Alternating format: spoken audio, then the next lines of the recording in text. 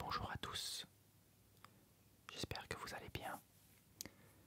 Aujourd'hui, nous nous rejoignons pour une petite vidéo qui fait suite aux deux premières que j'avais faites sur le magazine Science et Vie.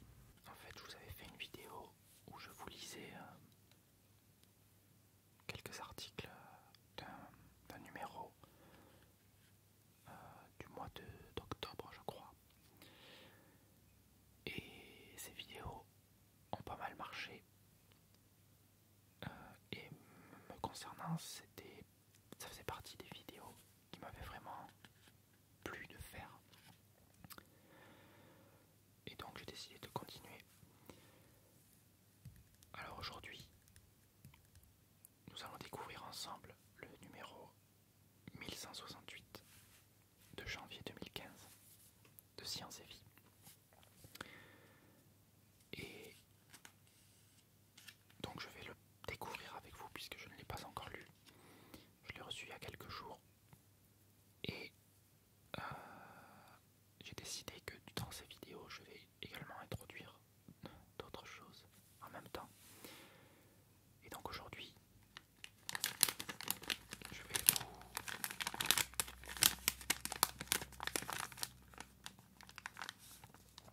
vais manger des Werther's originales, qui sont donc des bonbons au caramel. Et qui sont extrêmement bons. Donc voilà, je vais en manger tout au long de la vidéo. Et j'espère que ça vous plaira. Je sais que pas mal de gens aiment les bruits de mastication et tout ce qui va avec. Donc voilà, j'espère que cette vidéo vous plaira, qu'elle vous permettra d'apprendre quelques petites choses et qu'elle vous relaxera bien sûr. Alors, c'est bien parce que en plus, je suis en train de réaliser que ce numéro parle de médecine alternative. Et donc je suppose qu'il y a également notamment l'acupuncture, qui est une méthode un petit peu de relaxation aussi, je crois. Enfin bref, nous allons voir ça tout de suite. Alors je vais déjà prendre. Alors, vous pouvez le voir, ils sont déjà ouverts. Mais il en reste beaucoup.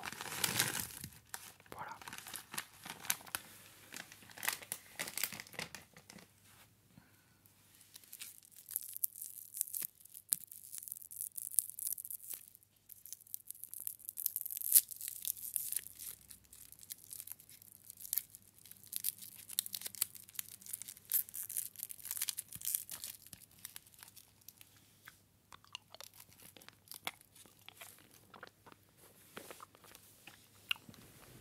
Alors,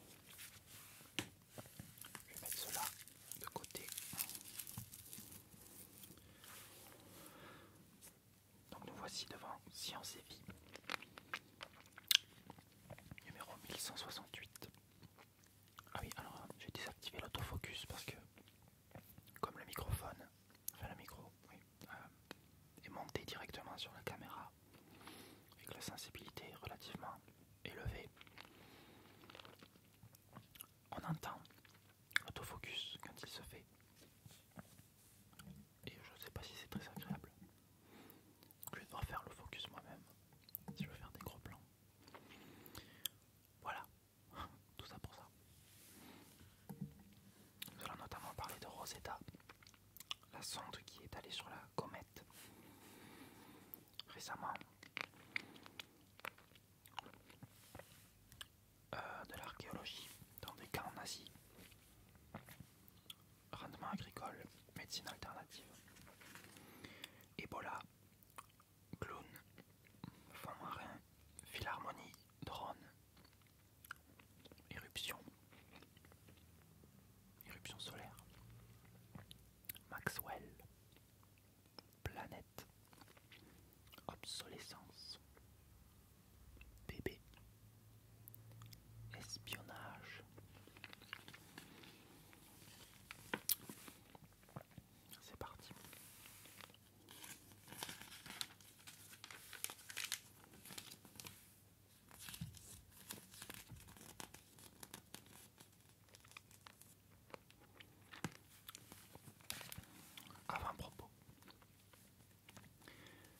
médecines alternatives, un progrès. Donc je vais vous lire l'avant-propos et ensuite, au fur et à mesure de la vidéo, je vais survoler le magazine et simplement vous lire les choses qui m'intéressent de près, de loin. Donc je peux manquer des choses. De toute façon, je relirai le magazine, mais j'aurais peut-être dû le lire avant, mais en même temps, j'aurais pas eu beaucoup d'intérêt à le faire personnellement, pour ensuite refaire une vidéo dessus où je dois lire tout ce qui est intéressant. Donc je préfère la découvrir avec vous en temps réel. Voilà. Donc je vous lis l'avant-propos et ensuite je lirai uniquement ce qui m'intéresse vraiment. Médecines alternatives, un progrès. Ce sont désormais 4 Français sur 10 qui ont recours aux médecines alternatives. À l'occasion ou régulièrement, en pleine confiance ou dans le simple bénéfice du doute, nous sommes de plus en plus nombreux à nous tourner vers d'autres pratiques médicales. Phytothérapie, homéopathie, acupuncture, ostéopathie, hypnose, chiropraxie, mais aussi chromothérapie, réflexothérapie, auriculothérapie. On en dénombre aujourd'hui plusieurs centaines.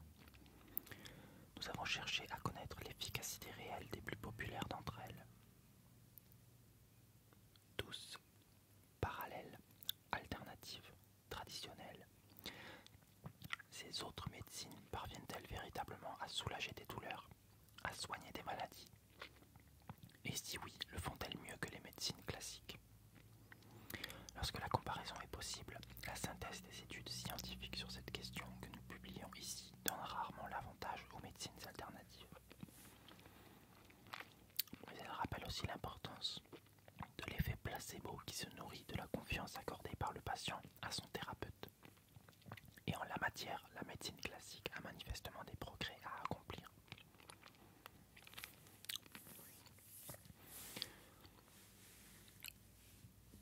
Rosetta, que de progrès.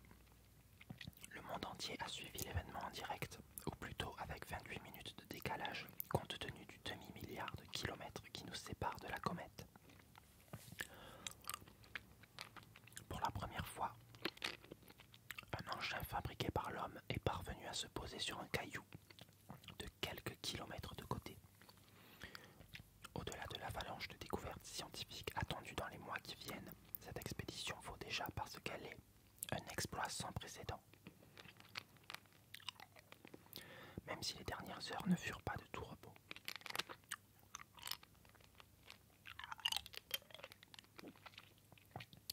Rendements agricoles. Où est passé le progrès? On s'y était habitué. Depuis l'après-guerre, le rendement des terres agricoles n'a cessé de progresser. Toujours plus de blé, de maïs ou de riz par hectare cultivé. Bon an, mal an, telle était jusqu'ici la règle, en juste rémunération des progrès accomplis dans le travail de la terre. Voici que ce n'est plus le cas. Pis, pour certaines cultures, les rendements sont désormais à la baisse. Une situation particulièrement inquiétante alors que le nombre de bouches à nourrir, lui, ne cesse de croître. Nous avons mené l'enquête.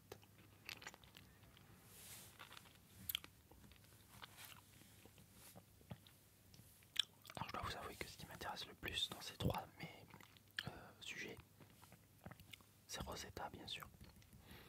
Tout ce qui est spatial, exploration, c'est ce qui m'intéresse le plus. La médecine, ça m'intéresse moyennement. Et pareil pour l'agriculture, à vrai dire. Mais bon.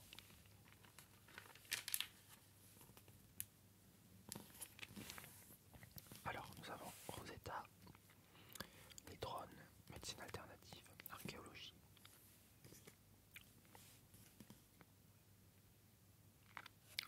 Objet connecté, je suppose. Alors, c'est parti.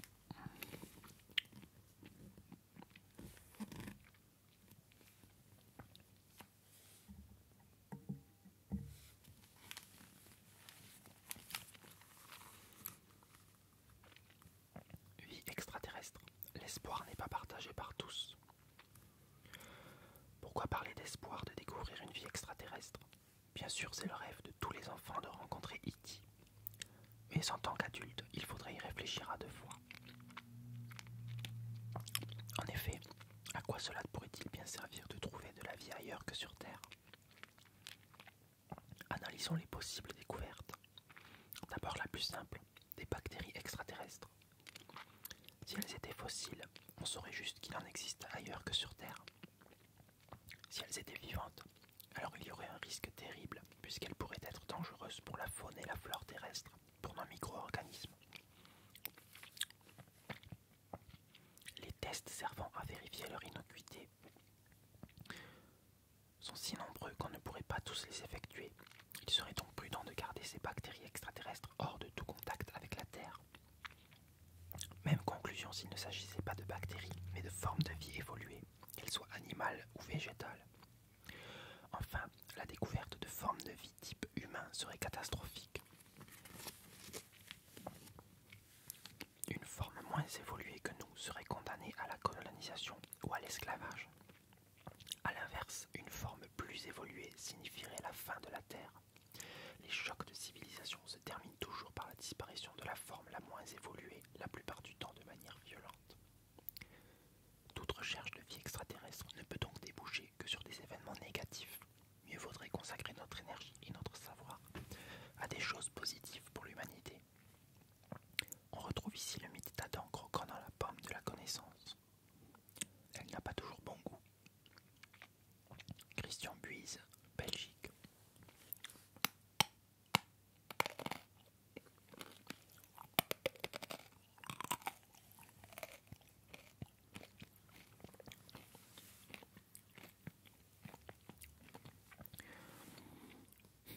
Sommes-nous tellement désillusionnés par l'avenir de notre monde que notre espoir soit d'en trouver un autre? Un semblable, je n'y tiens pas. Indifférent, nous ne saurons ni le reconnaître ni l'accepter. Alors espoir de quoi? Bernard Char, Internet. Alors, je vais boire un petit peu d'eau. Les deux font écho au numéro précédent de Science et Vie, qui parlait notamment de l'espoir de découvrir de la vie extraterrestre. Et c'est vrai que même si on parle souvent d'espoir, il faut quand même penser au contexte possible de la rencontre avec les extraterrestres. Et se dire que c'est vrai que c'est pas forcément un espoir qu'on doit avoir. Disons que c'est une attente. Il faudrait que ce soit neutre. Ni un espoir, ni une peur, mais disons que voilà, il faut que ça soit une attente. Après, ça reste une forme d'espoir du fait qu'on attend de les rencontrer, on veut les rencontrer. Donc, c'est un espoir. Après, je vois ce qu'ils veulent dire. Et c'est pas faux. Bon.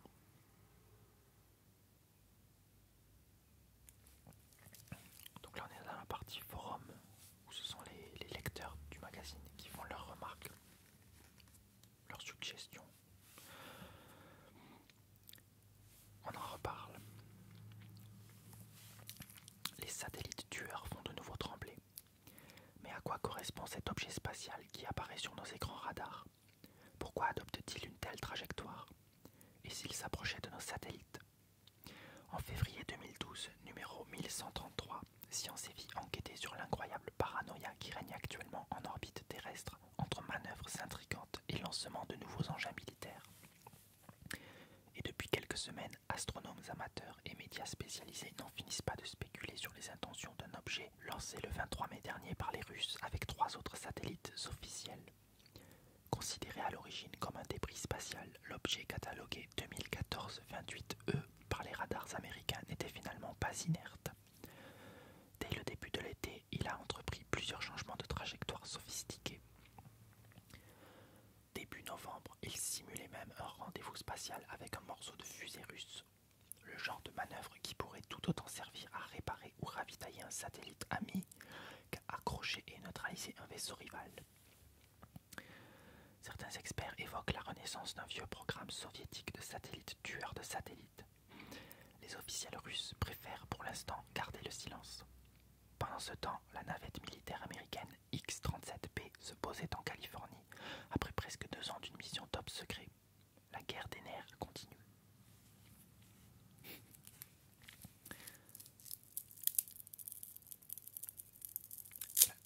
C'est la guerre des étoiles. Comme au temps de la guerre froide, où il y avait vraiment ce qu'on appelait la guerre des étoiles, en référence, ou pas d'ailleurs, puisque ça se passait avant, je crois. Je sais plus. Mais on va dire en tout cas, en référence à Star Wars, la guerre des étoiles. Il y a vraiment eu une guerre des étoiles pendant la guerre froide.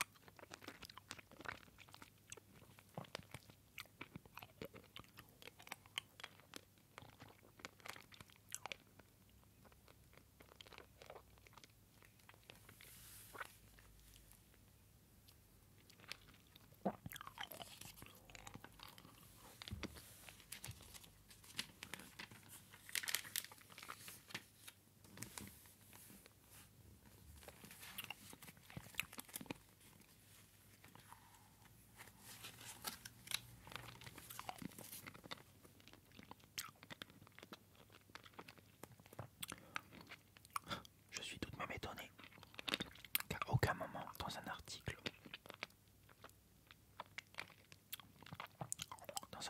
où l'on laisse entendre que les robots feront tout ou presque demain, ne soit évoqué le problème du chômage grandissant, qu'est l'aveuglement. C'est pas faux, puisque dans le dernier numéro, il me semble, on nous parlait des robots et du fait qu'ils allaient, on en a là notamment, qu'ils allaient bientôt nous remplacer pour beaucoup de choses. La question du travail, c'est vrai. Donc la question du chômage en fait.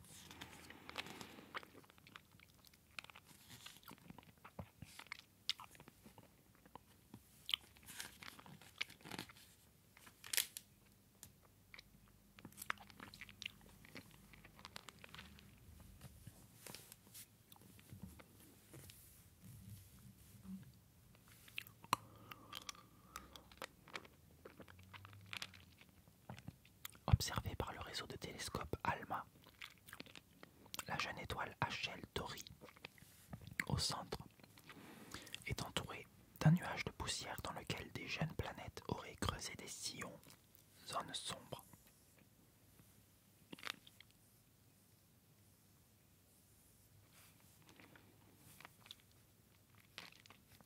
Le niveau de détail surpasse toutes nos attentes. C'est une vue incroyable du processus de formation planétaire. Au centre de l'image rayonne une jeune étoile, HL Tauri, qui gravite à 450 années-lumière de nous dans la constellation du Taureau. Et autour se déploie son disque de gaz et de poussière.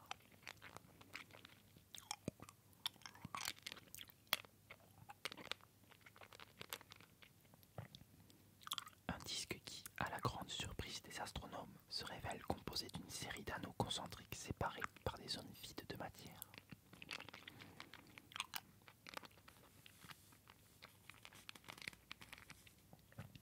Ces sillons que l'on voit ont été très probablement créés par des planètes en train de se former autour du HL Tauri. Les poussières et les gaz se sont agrégés, nettoyant certaines orbites et créant ces zones vides.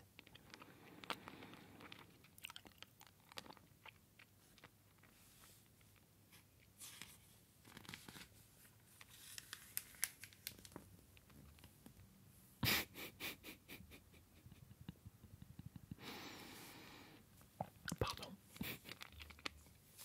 C'était quand même assez drôle.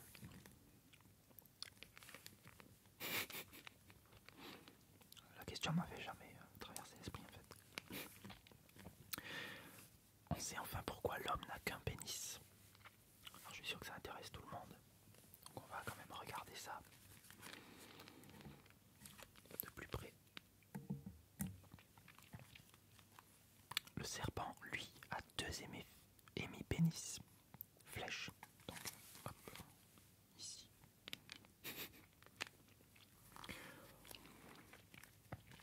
Que l'on voit poindre sur cet embryon de python.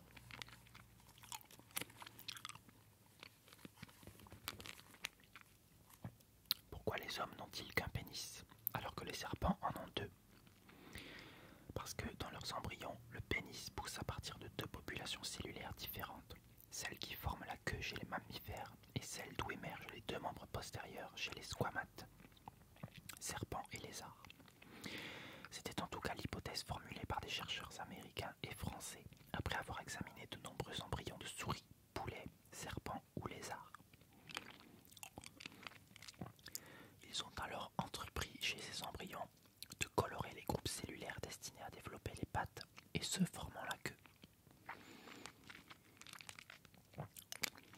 Ils ont effectivement observé que chez les serpents et les lézards, le même groupe de cellules donne naissance de chaque côté de l'abdomen aux deux organes génitaux externes et aux deux membres postérieurs. Les pattes chez les lézards et chez certains serpents, comme les pythons, témoignent de pattes qui ne se développeront jamais.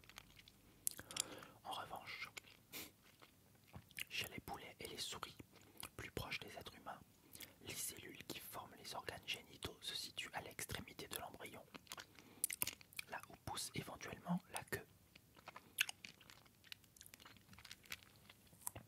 Petite précision, dans ce texte, vous pouvez remplacer pénis par clitoris. Les deux organes émergent en effet de la même population de cellules. Intéressant.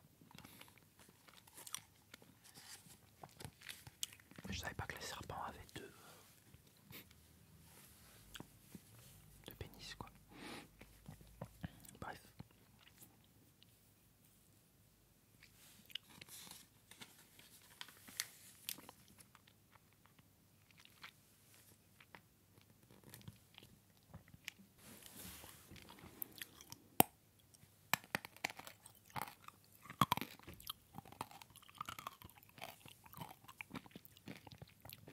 Le gladiateur se dopait à la cendre végétale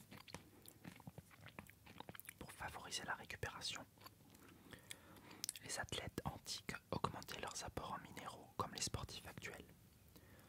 Dans le cimetière d'Éphèse, actuelle Turquie, l'équipe de l'Autrichien Fabian Ganz a trouvé dans les ossements de gladiateurs inhumés entre le 2e et le 3e siècle 2 fois plus de strontium que chez les contemporains. Explication probable, les gladiateurs consommaient une boisson décrite par Pline l'Ancien qui contenait de la cendre végétale.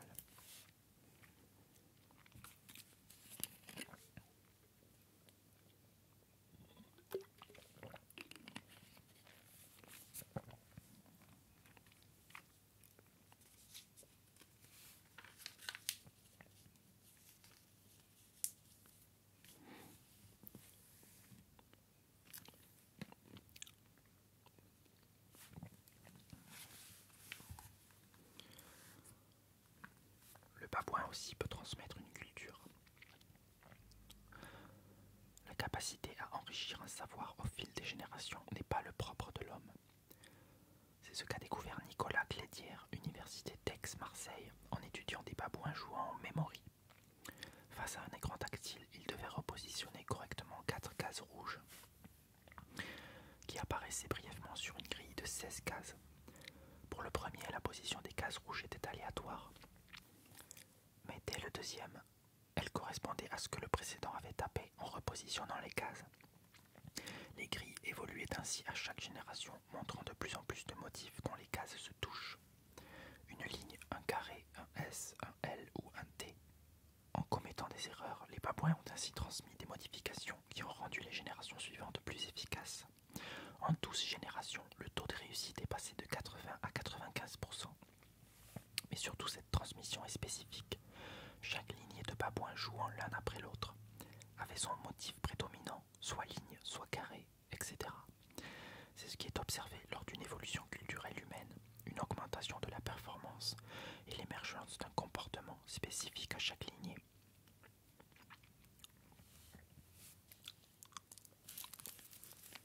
Désolé, la caméra s'est arrêtée.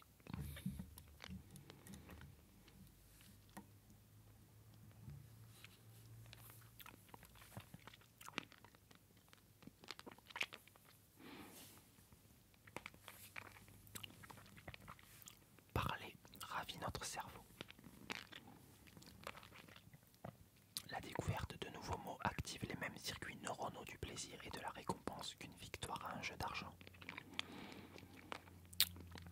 Ce mécanisme évolutif aurait été sélectionné très tôt pour faciliter l'acquisition du langage.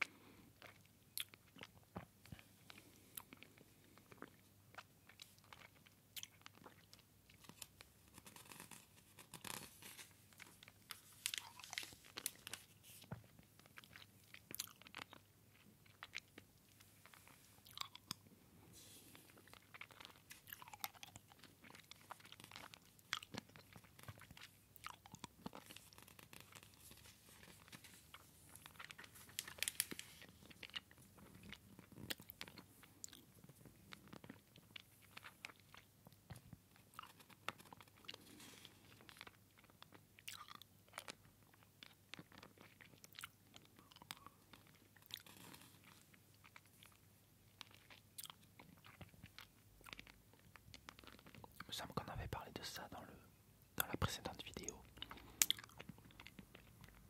Il y avait un article qui parlait de la prise de sang qui permettait de dépister le cancer.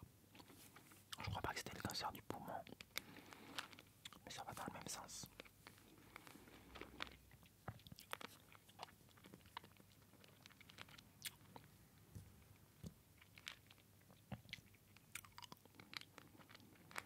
Injecté tous les 3 mois, le médicament empêcherait le VIH, ici en jaune attaquant une cellule immunitaire, de s'installer dans l'organisme. Donc c'est préventif. Mais si ça marche, c'est déjà très bien.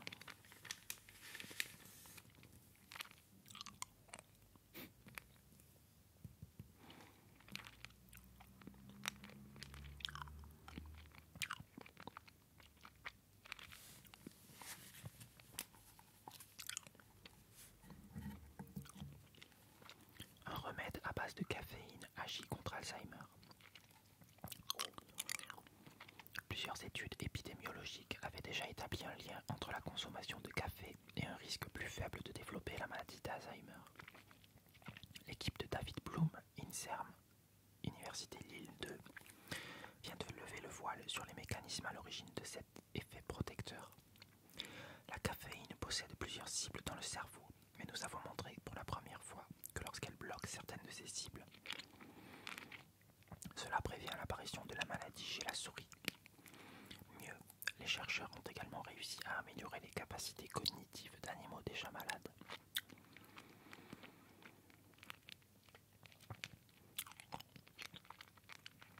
Ils espèrent lancer bientôt des essais cliniques pour mesurer l'efficacité d'un apport supplémentaire de caféine.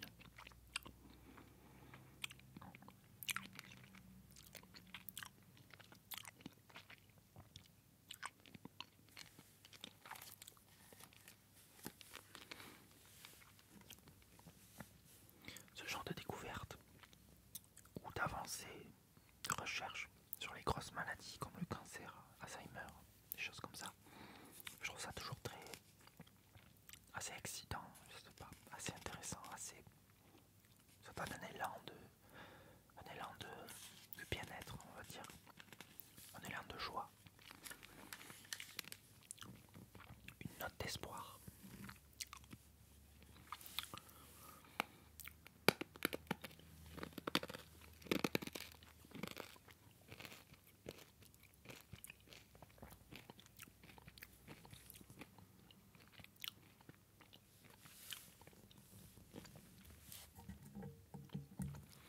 Les avions vont sentir les turbulences. Imaginé par des chercheurs de l'Institut Royal de Technologie de Melbourne, un système qui vise à détecter l'arrivée des turbulences avant qu'elles ne frappent les avions a été mis au point, permettant de limiter leurs effets. Un tel mécanisme préventif était jusqu'à présent l'apanage des oiseaux. En effet, ces derniers possèdent de petits récepteurs, appelés corpuscules de Herbst, situés sur le bord de leurs ailes. Ils leur permettent de sentir rapidement la moindre vibration ou le moindre changement de pression de l'air, indicateur de l'arrivée d'une turbulence, et d'adapter leur vol afin de limiter les secousses. C'est ce mécanisme que les chercheurs ont reproduit dans un premier temps sur un petit drone. Ils ont ensuite équipé son nez de capteurs de pression afin qu'il détecte les perturbations de l'air avant qu'elles n'arrivent aux ailes de la queue. De quoi donner à ces dernières le temps d'adapter leur position pour contrer les turbulences. Testé en soufflerie, ce système a permis de réduire sensiblement leurs effets sur l'appareil. Il pourrait également permettre d'allonger la durée de vie des futurs avions en réduisant les contraintes mécaniques subies par les ailes.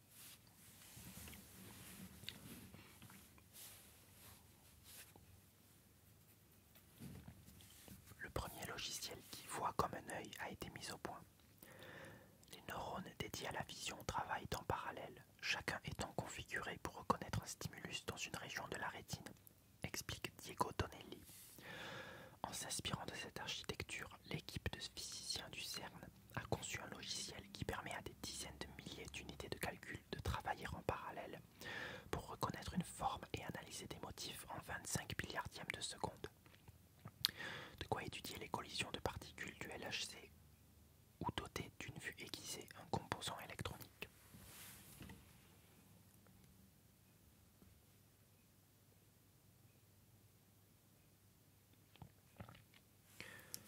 Rendre invisible est possible avec juste un jeu de lentilles. 4 lentilles bien disposées et un objet disparaît. Des chercheurs de l'université de Rochester, New York, ont mis au point un système de camouflage optique simple mais très efficace. Ces lentilles de verre ordinaires sont alignées de telle sorte que la lumière ne peut pas passer dans une zone centrale qui a la forme d'un anneau. Un objet placé à l'intérieur n'interceptera pas de rayons lumineux et deviendra donc invisible, laissant apparaître l'arrière-plan. Ce dispositif est le premier qui permette de dissimuler des objets en 3D sous différents angles de vue jusqu'à 15 degrés. Pas mal.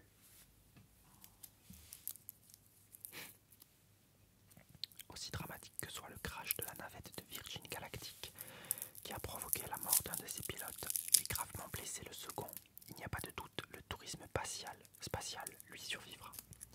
Ce n'est pas une surprise, aller dans l'espace est risqué. Et il est encore trop tôt pour conclure que le risque est trop grand. L'heure n'est pas à l'accidentologie et aux études de fiabilité, mais aux premiers essais techniques avec leur lot d'incertitudes, de ratés et de drames.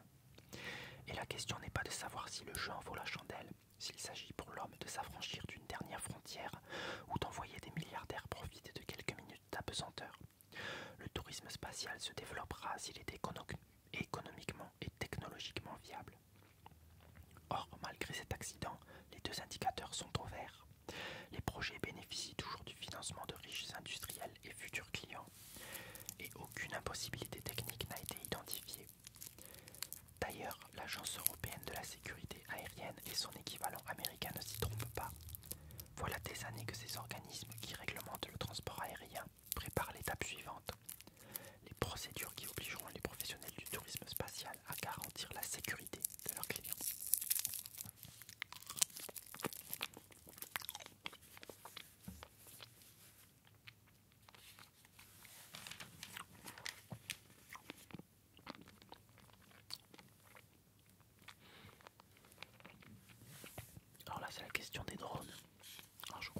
dossier. Voilà. Oh, c'est un dossier de 2 pages.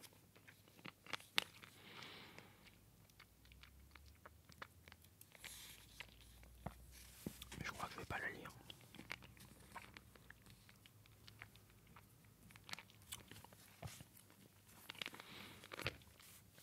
Les drones sont difficiles à repérer.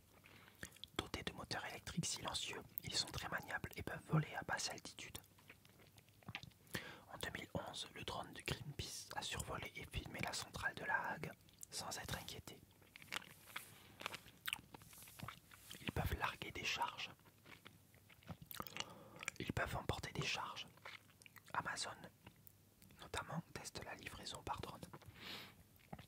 Des charges qui, si elles sont explosives, si elles explosaient sur des zones critiques, moins protégées que les réacteurs, provoqueraient de graves accidents.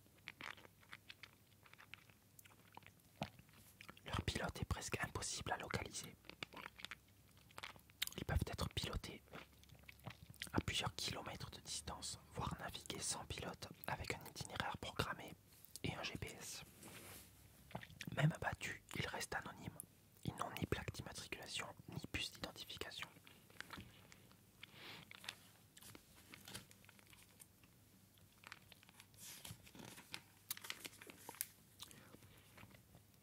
Disons qu'il y a des avantages indéniables à ces drones. Après, il faudrait pouvoir contrôler la chose en termes de législation et aussi peut-être en termes d'anonymat. La question de l'anonymat, il faudrait que chaque drone ait une puce à l'intérieur, une plaque, quelque chose qui puisse la permettre de l'identifier, qui soit rattaché au nom de la personne qui a acheté ce drone. Un peu comme les véhicules en fait, il faudrait une carte grise. Ça déjà, ça éviterait peut-être certains problèmes.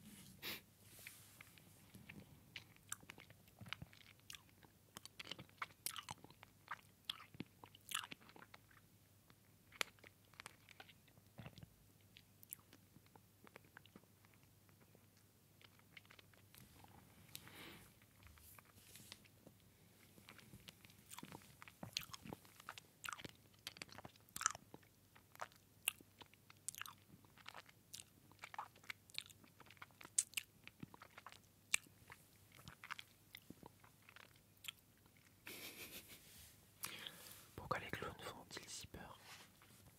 Le rappel des faits. Le 10 octobre, un clown poursuit des passants à Périgueux. Dans la foulée, des plaintes sont déposées dans le Pas-de-Calais. Le 22 octobre, les réseaux sociaux parlent d'invasion de clowns méchants. Des milices se forment.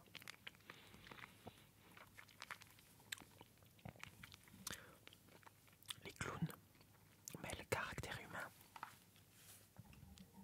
et non humain, créant un sentiment de répulsion baptisé en psychologie vallée de l'étrange. Alors ça c'est intéressant, je connais ça, la vallée de l'étrange. C'est ce qui est dit là, tout simplement.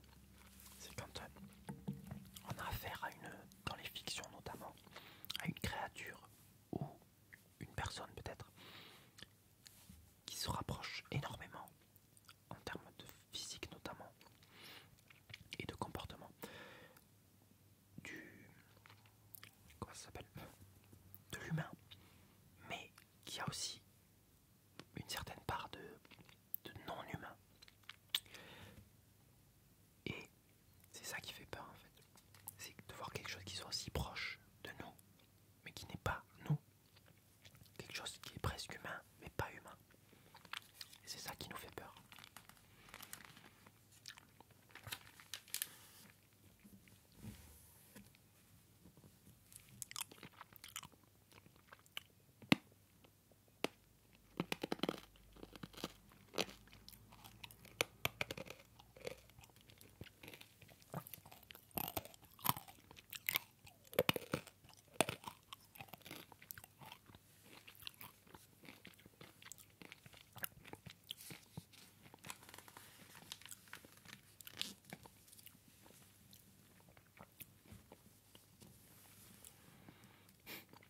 passé comme prévu.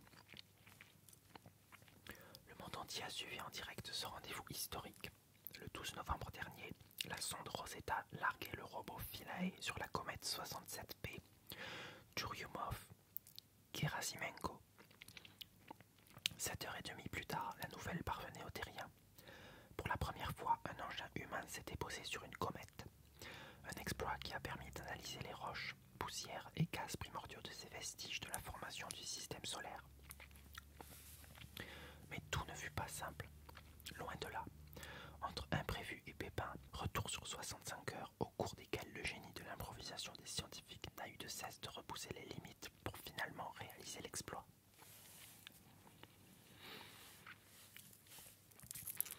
Lancée le 2 mars 2004, la sonde Rosetta a atteint le 6 août dernier la comète 67P Churyumov-Gerasimenko à 510 millions de kilomètres de la Terre. Témoin des origines du système solaire, ce corps céleste plus noir que du charbon mesure 3 km sur 4, file autour du Soleil à 66 000 km/h et fait un tour sur lui-même toutes les 12h43. Il a une densité plus de 2 fois inférieure à celle de l'eau et la gravité y est 100 000 fois plus faible que sur Terre.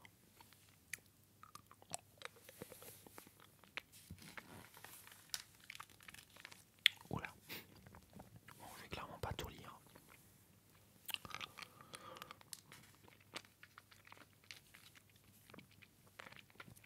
Cela dit, je dois avouer que à ce moment-là, j'ai pas suivi en direct la chose parce que j'étais avec un copain. On passait la journée en ville et on n'a pas du tout suivi l'événement en direct.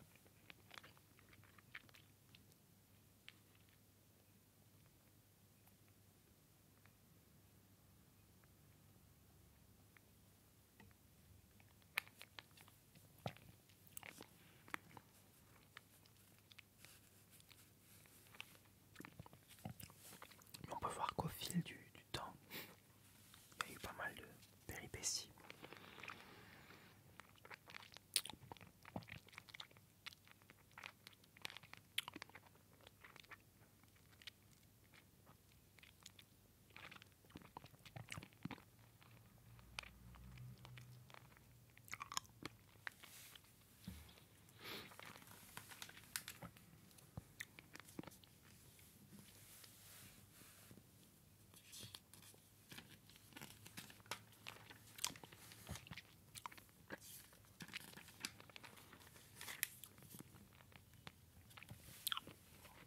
Alors on arrive bientôt à la moitié du magazine. Il est possible que je fasse une seconde vidéo encore une fois. Peut-être m'arrêter par exemple ici. Et voilà. Sinon ça va faire trop long à mon avis.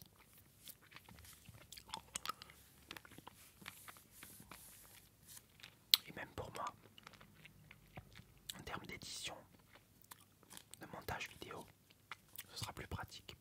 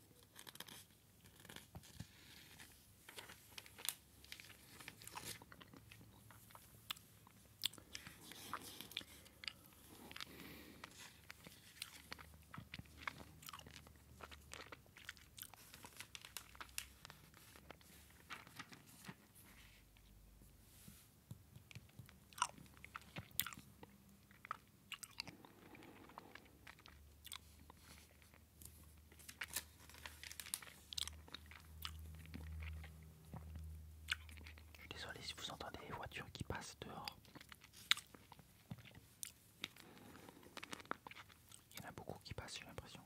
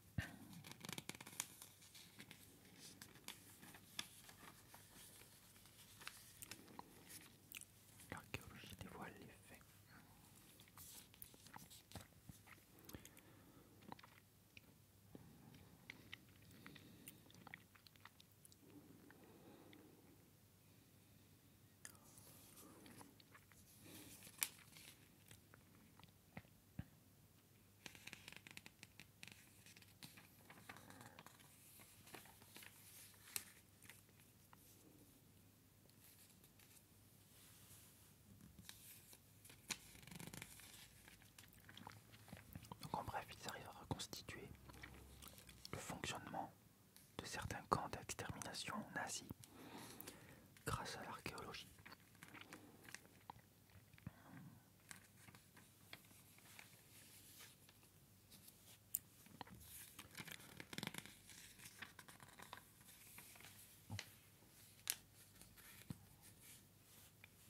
Il me reste un bonbon. Enfin, il en reste plein dans le sachet, mais ce sera le dernier que je vais manger, je pense.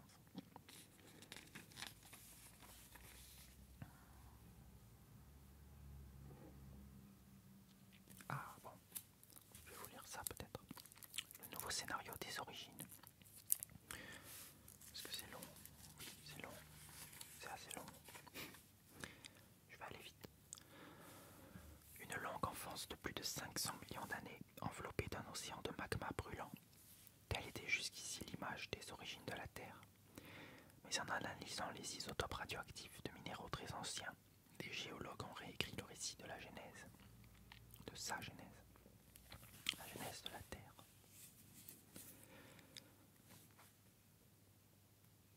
Contrairement au récit biblique, notre planète fut d'abord un enfer. Peu après que les fragments rocheux du système solaire se furent agrégés en planètes, il y a 4,56 milliards d'années, la Terre n'avait rien du globe bleu que nous connaissons. À sa surface et jusqu'à 1000 km de profondeur s'étalait un océan de roches fondues par la chaleur résiduelle du processus de formation. Ni continent, ni montagne, encore moins d'océan, mais un magma d'un seul tenant, habillant le sphère terrestre d'un manteau rougeoyant. Un magma que dénué de météorites criblé de surcroît de cratères brûlants.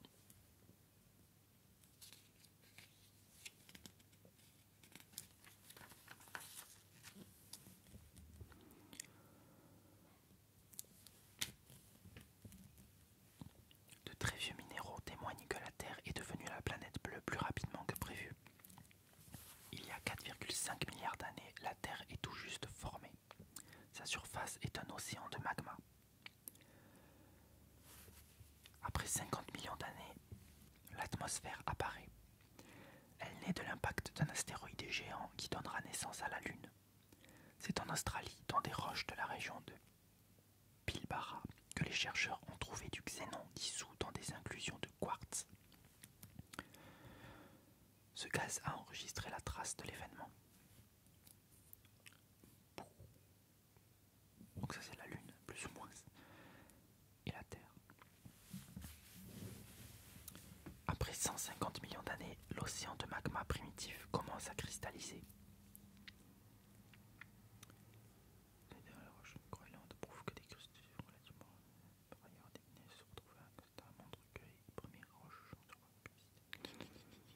Voilà. Après 200 millions d'années, océans et continents sont présents.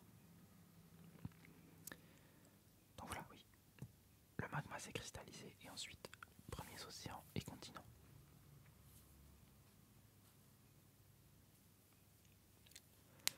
Les zircons de Jack Hills en Australie en témoignent. Ils portent la signature chimique de roches formées en présence d'eau liquide.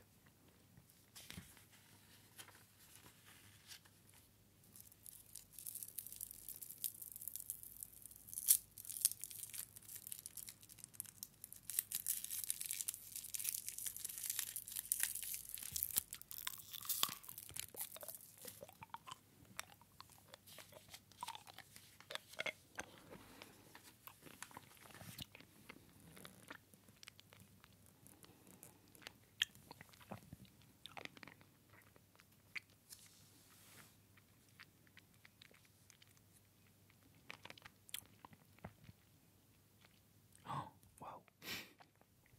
Je suis choqué. Trahi par les vibrations d'une plante. En filmant et en analysant la façon dont vibre une plante, on peut reconstruire la conversation émise autour d'elle. Ou celle d'un paquet de chips. L'analyse des mouvements du paquet de chips permet elle aussi de reconstituer le bruit environnant. Ça, je trouve ça juste... Déjà c'est énorme. Enfin voilà, c'est juste... c'est inquiétant en fait. Si un jour, pour l'instant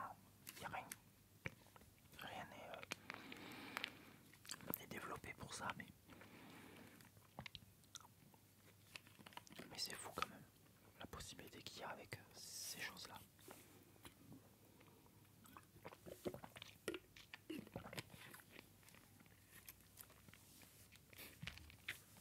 Pareil, les touches d'un clavier produisent un bruit et une vibration que l'on peut analyser pour retrouver les lettres tapées.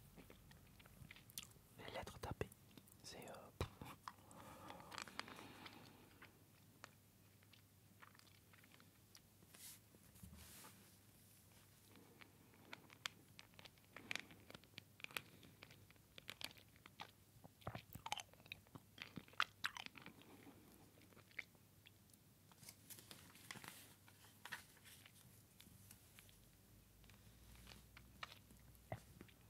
Voilà, il révèle de manière plus détaillée ce que je vous ai lu.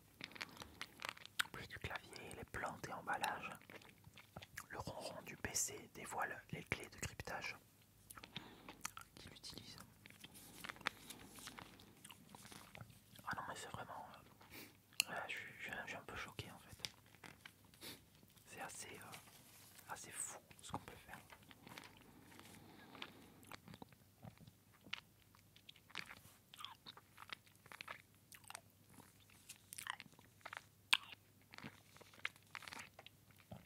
Ah oui, alors ça c'est Clarity.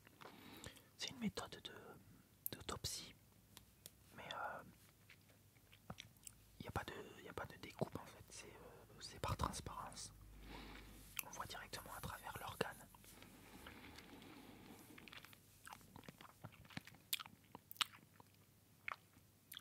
Ouais, voilà, autopsie par transparence.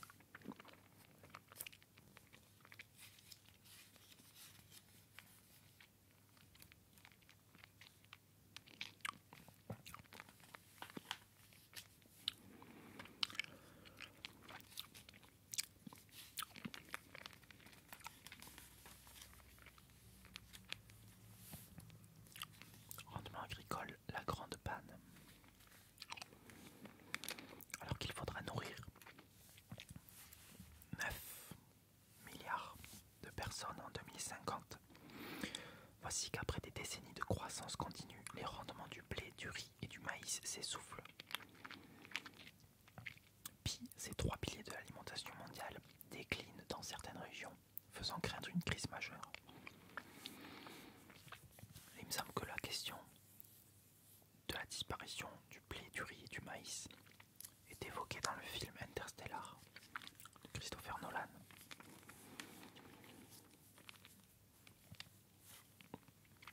C'est un film à voir d'ailleurs.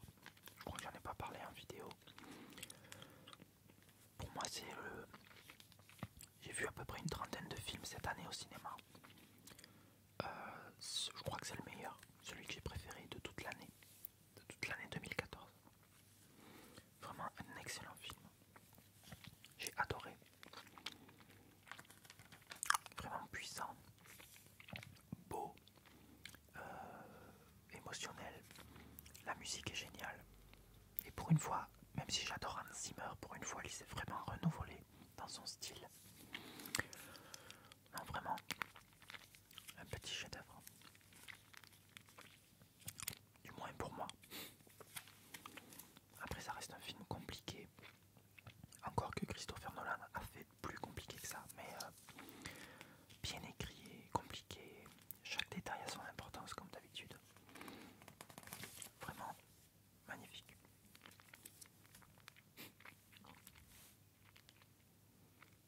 Star Wars. Montre Star Wars Dark Vador. 159 €. Sabre laser avec effet sonore et lumineux. 20 €.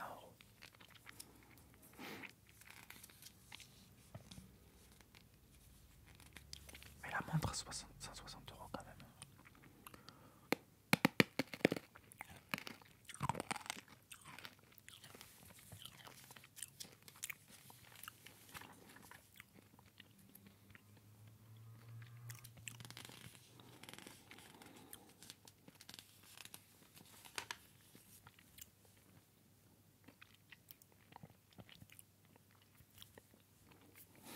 Le premier robot open source à mettre au point soi-même.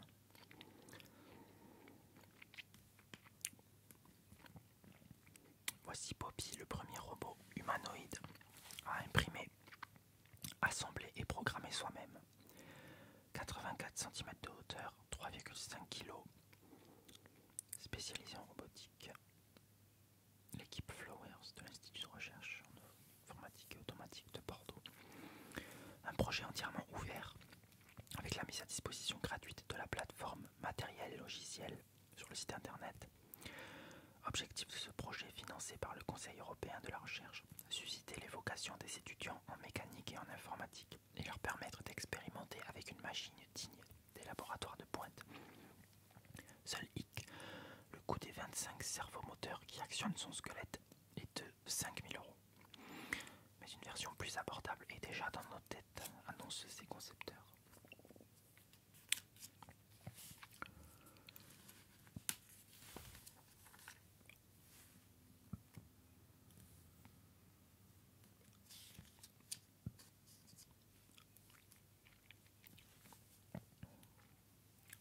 Les routes luminescentes. Pour améliorer la sécurité des routes la nuit, les chaussées elles-mêmes peuvent devenir lumineuses. Cette idée du designer néerlandais Dan Roosegaard est testée depuis octobre dernier sur 500 mètres de voies rapides aux Pays-Bas. De chaque côté de la chaussée, 3 lignes composées d'un matériau phosphorescent se rechargent à la lumière du jour pour briller la nuit pendant 8 à 10 heures. Des symboles luminescents au sol, flocons de neige, s'affichent aussi pour informer les automobilistes de l'état de la route. Un test qui pourrait être vite dupliqué à l'étranger.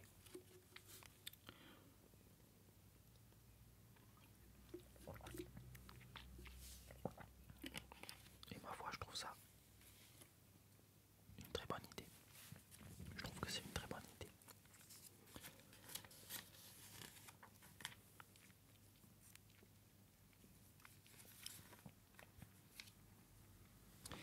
Alors, je crois que ce que je vais faire, c'est que je vais réserver cette dernière partie pour une autre vidéo, parce que celle-là commence à durer pas mal de temps. Et je pense que je vais vous faire une vidéo, alors je ne sais pas comment je vais l'appeler, et je vais juste vous lire ce petit article pour finir. Et voilà. Des parcs d'attractions sur le modèle des gratte-ciel. Construire des parcs de loisirs verticaux, c'est-à-dire sous la forme de gratte-ciel, telle est l'ambition de l'entreprise britannique VTP Global. Ceux-ci se rapprocheront ainsi du cœur des villes, tandis que la hauteur des tours permettra d'y intégrer des attractions spectaculaires. Montagnes russes au sommet, chute libre. Comme sur catalogue, 7 designs de tours de 60 à 300 mètres de hauteur sont proposés. À la différence d'autres gratte-ciel dans le monde, qui ont déjà accueilli après coup des attractions extrêmes, ces nouvelles tours sont spécialement conçues pour faire face aux forces générées par le vent et les manèges. D'ici à 2017, 2 de ces tours devraient s'élever dans le monde.